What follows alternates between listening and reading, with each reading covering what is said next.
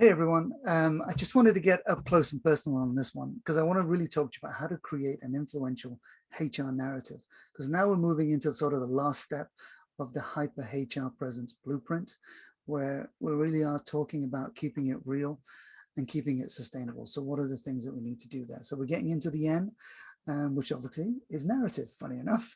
All right, so let's get into this. And what do I want to get into first and foremost? First and foremost, too often I hear HR presenting to the leadership team, to the business leaders, that the problem we're having, the challenges we're having in HR, the problems we're having in HR, it's not about the problems we're having in HR. It's about the problems that the business is experiencing relating to people that HR are there to help fix. So the context of which your narrative needs to be in the context of business, not HR.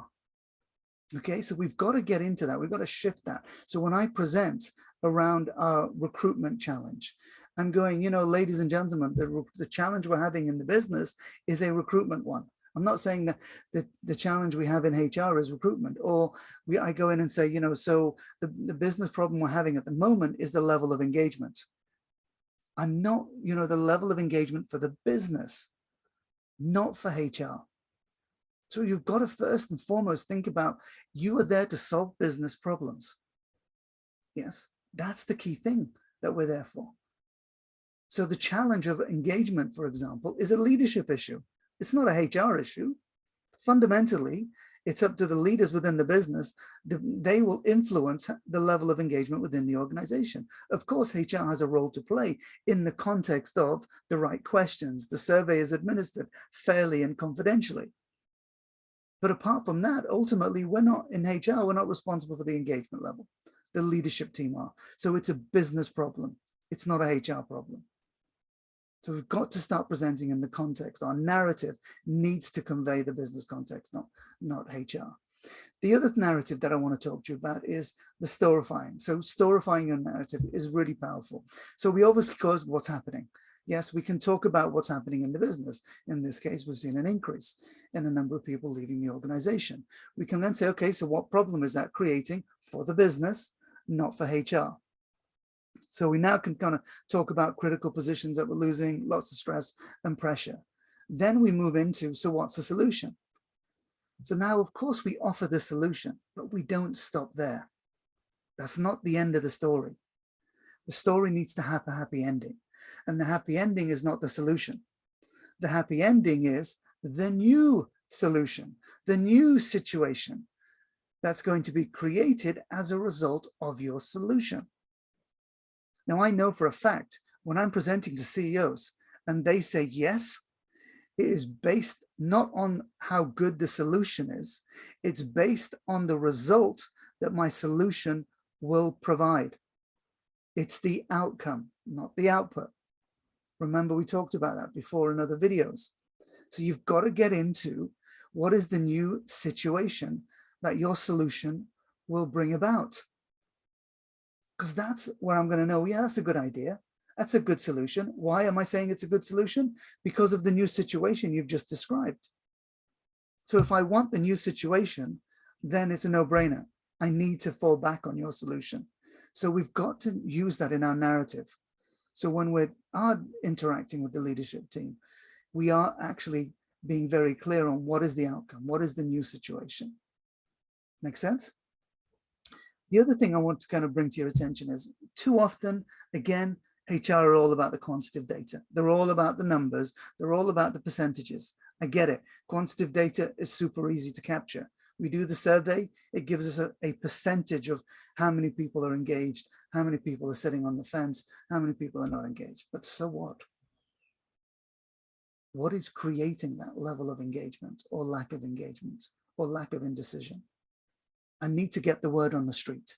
If you want to have a powerful narrative, you've got to balance the both. In actual fact, I would go as far as saying that you've got to qualify the quantitative data based on the qualitative data. So why do we have the percentages we have? Why do we have the numbers we have? Well, when we go and speak to people, this is what they say. This is what's driving engagement. This is what's not driving engagement. This is what we need to do in order to improve. Why? Not because the number tells us to, but because the people tell us to. So you've got to balance your quantitative data with qualitative data. Make sense? Simple, very powerful. Another point I want to kind of bring to your attention, actually the last point, which is really around convincing. How do we convince? So within our narrative, we have to have what I call a VAK narrative. Yes, and what this means is that some of you will need to see it to believe it. In order for me to convince you, you need to see what I'm saying. Whilst other people go, no, no, no, I see it, but I don't hear what you're saying. I see where you're going with this, but I need you to tell me more. Tell me more, give me more detail. And then the last one, is around the kinesthetic convincer strategy, which is all around feeling it. So you've got to, when you're giving in your narrative, in your presentation, there's got to be an element of seeing it to believe it, hearing it, and I get a sense, I get a feel for it. And you will know that just from what I'm talking to you about. Some of you will hear what I'm saying, some of you will see what I'm saying, and someone you get a sense of how passionate I am about this subject around creating influence and having impact, creating value.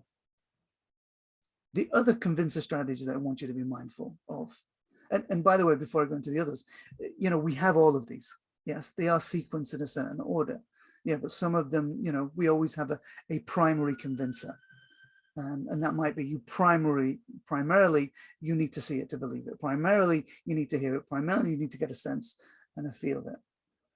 So other convincer strategies were automatic. Some people, early adopters, you hear it, they get it, no brainer, let's move on. There are frequency ones, and these are the people who you need to repeat it more than once. And it's not that they're stupid or they don't get it the first time. They just need you to tell them more than once in order for them to be convinced that this is the right thing to do. Which is different from your periodic convincers. They need time. You need to give them the space to make a decision. Don't rush them, because they need to sleep on it. They'll think about it. Let me come back to you on it. So that we need to give them a period of time for them to be convinced that this is the right thing to do. And the final one is all around consistent convincers. These guys are the hardest. Like, you can't convince me. I need to decide myself, right? You need to provide them with the right bit of data that gives them, the right information. They go, okay, I know I can't convince you. You're going to have to come to that conclusion yourself, because I know you need all the data, and maybe you need some time. And maybe I just need to come back to you a couple of times to tell you. Do you need to see it? Do you need more to read? Do you need more to talk about it? So thinking about, these are the consistent convincers. Yeah. So make sure these elements are in your narrative, because it makes you more powerful when you think about creating more influence. So what are the 4 things to take away from this? Well, first of all and foremost, it's got to be the business context.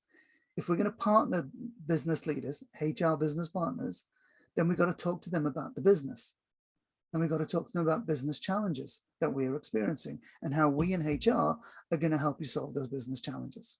That's where the value is created. Number 2, storify it. Go beyond the solution. I can't stress that enough. If I'm going to convince you to do something, that this solution is the right solution, it's based on what the solution delivers. So let's not go, oh, I've got a great and really, amazing solution. Yeah, okay, fine. So what? So what do we get as a result of implementing your solution? Number 3, influence through qualitative versus quantitative data, right? You've got to get the word on the street. You've got to be able to tell them what's driving the numbers, what's the sentiment behind the percentage or that particular number. It's really powerful, because there are people who will be convinced by what people are saying, not just by the numbers. Because they'll go, why do we have these numbers? Why are people feeling this way? Well, I don't know. Because your number doesn't tell you that, right? But your focus group, your town hall meeting, your one-to-one meeting, your feedback session will tell you that. So make sure you do that. Get that qualitative data, not just quantitative. And then the other thing is, last is what we talked about, was this VAK convincer strategies. Make sure there's visual, auditory, kinesthetic. Make sure you have time. Give them time to convince them. repeat it. And if you've seen those commercials on the shopping channel, you know, they constantly repeat themselves. Oh, look at this, and look at how this now, you know, the knives, you know, it looks how it cuts through, but wait, don't buy yet, because we're going to throw in another thing, and then we're going to throw in another thing. But wait, we've got a money back guarantee. And if you, that's the consistent convincers, right? They give the money back guarantee. If you need time, we can give you your money back. So they know it. They go through that.